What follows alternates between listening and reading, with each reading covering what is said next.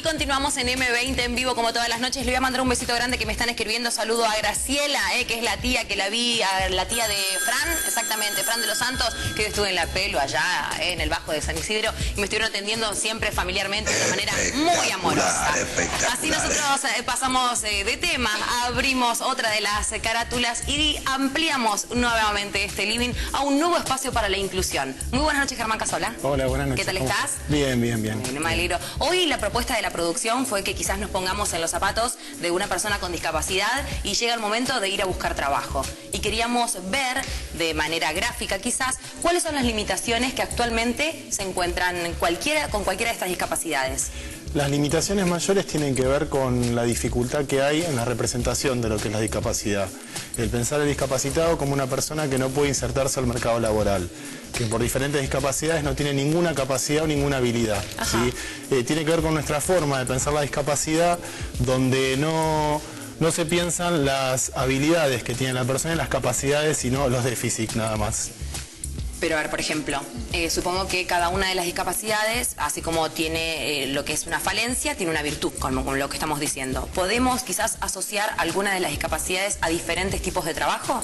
Sí, por ejemplo, personas con síndrome de Asperger, que posiblemente tienen una dificultad para la empatía y para las habilidades sociales, posiblemente no puedan trabajar en esas actividades que requieran eso, por ejemplo, atención al público, pero trabajan muy bien por la capacidad de concentración y de memoria y de estructuración en archivos o en actividades que tengan que ver con sistemas. Sí, se puede, si se empieza a pensar en las habilidades, que tiene que ver con el concepto de neurodiversidad, con pensar la diversidad en las diferentes formas de procesar la información, las diferentes formas de manejarse, uno puede pensar en la discapacidad más allá de, no como discapacidad, sino como capacidades, ¿sí? Las capacidades que se requieren para determinado trabajo. Supongamos entonces, comentame cuál sería una discapacidad que no pueda ser incluido. ¿Hay alguna que no pueda ser incluida laboralmente? ¿Ninguna de las discapacidades? No, las discapacidades, todas las discapacidades pueden ser incluidas. En toda discapacidad hay habilidades y capacidades. Entonces estamos hablando de prejuicios y mitos solamente. Sí, por ejemplo, personas sordas que se distraen menos, entonces en las actividades que tienen que ver con producción o con trabajo en serie tienen menos posibilidad de distraerse, o personas que por discapacidad visual tienen más agudizado el sentido del olfato, se puede trabajar justamente en habilidades que se requiera eso. ¿Y cómo está actualmente el mercado? A ver, por ejemplo, las empresas, ¿tienen algún beneficio quizás? Porque en realidad no es hacer beneficencia, sino simplemente enriquecer el trabajo que se está realizando dentro de una empresa, el hecho de incluir, de hacer partícipe. Contame actualmente si es que las empresas fueron avanzando o esto simplemente se toca de oído.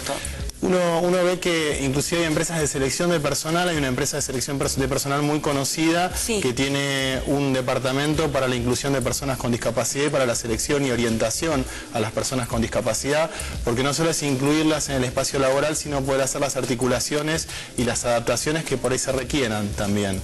Y empresas también de comidas rápidas o empresas de supermercados, uno ve que incluyen a personas con discapacidad en diferentes trabajos. Yo leí en el último artículo, discúlpame, que una de las empresas así de comidas rápidas, que generalmente van chicos porque tienen que estudiar y les convienen los horarios, también aceptan y tienen una gran plantilla de personas con discapacidad incluidas, y que también varios de ellos ya hasta están tramitando una jubilación, o sea que forman parte de un trabajo continuo, increchento, y al mismo tiempo forma un equipo de trabajo que es gente que cumple, o sea, ¿no? Esto es ver el pro y el contra, ¿puede ser? Sí, con la diversidad en el equipo de trabajo, el aceptar la diversidad y la diversidad a partir de la discapacidad hace que el equipo de trabajo trabaje de otra forma y mejoren los vínculos entre las personas que están trabajando en el equipo de trabajo.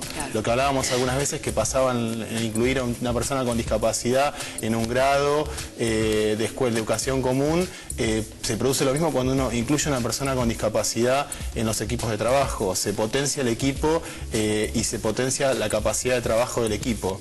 Pero a ver, pongámonos por un momento en el lado de lo que es el empresario, que de por sí es un empresario que lo que necesita es efectividad, rapidez y no perder dinero. Vamos a ponerlo en la mente del empresario, ¿no? Toma una persona con discapacidad, ¿necesita de integración para ese trabajo? ¿Necesita más tiempo? ¿El empresario pierde? ¿Cómo es? Tiene que ver con el proceso de selección y con que la selección la haga personas que estén capacitadas para poder seleccionar este tipo de puestos laborales. Recursos humanos. Si la persona es seleccionada por sus capacidades y sus habilidades, no tendría que haber ninguna diferencia con una persona sin discapacidad. Cuando uno selecciona personal para su empresa, selecciona diferentes capacidades y habilidades, y si esas capacidades y habilidades se pueden incluir en la tarea. Si la persona tiene otra discapacidad o tiene capacidades inferiores en otros ámbitos, no tendría ni por qué afectar.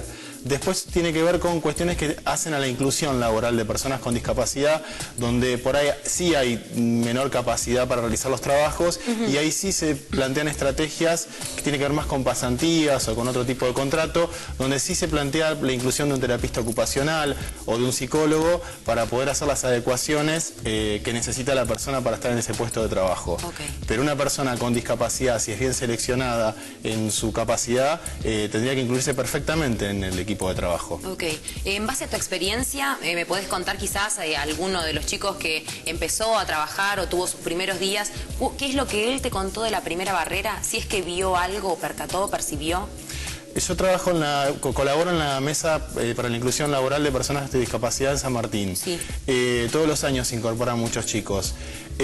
Los chicos generalmente no tienen trabas para incluirse. Las trabas que normalmente encontramos tienen que ver con la familia, con poder pensar que su hijo puede incluirse como una persona más en el grupo de trabajo, y muchas veces el trabajar con el grupo que lo va a incluir a la persona para que lo puedan tratar como un igual y como un par. Claro.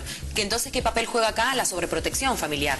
Sí, la sobreprotección familiar y la sobreprotección también muchas veces en el equipo de trabajo, porque piensan que porque se incluye una persona con discapacidad tienen que tratarla de manera diferente o no tiene que seguir la misma legalidad de todo el grupo de trabajo. Preguntas que me han hecho es si los chicos podían salir antes, tenían que cumplir el mismo horario de trabajo, si tenían que seguir las mismas normas que seguía el resto del equipo, y para esto sí, se plantea que sí, es una persona más que si está bien seleccionada se incluye normalmente en el equipo de trabajo. Es una educación entonces, de base, de raíz. Una vez que el chico sale del colegio y está formado, ya está entrenado para empezar a insertarse en el mercado laboral como cualquiera de nosotros. Sí. Entonces ahí es una apuesta importante y fuerte que tienen que tener las empresas en un sector de recursos humanos.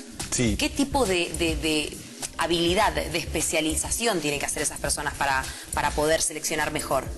Como cualquier otro puesto de trabajo, es seleccionar habilidades y tomar test y pruebas para seleccionar habilidades. Aquellos chicos que no se pueden incluir por su grado de discapacidad en trabajos típicos, también existen otros dispositivos como son los talleres protegidos o los centros de formación profesional, que son figuras intermedias entre lo terapéutico y lo laboral. Los talleres protegidos son centros donde bajo la supervisión de profesionales se realiza algún producto que se vende y eso genera un recurso económico para poder sostener el taller. Germán, para cerrar, por favor, ¿me comentas los beneficios que va a tener cualquiera de las empresas aceptando e incluyendo una persona?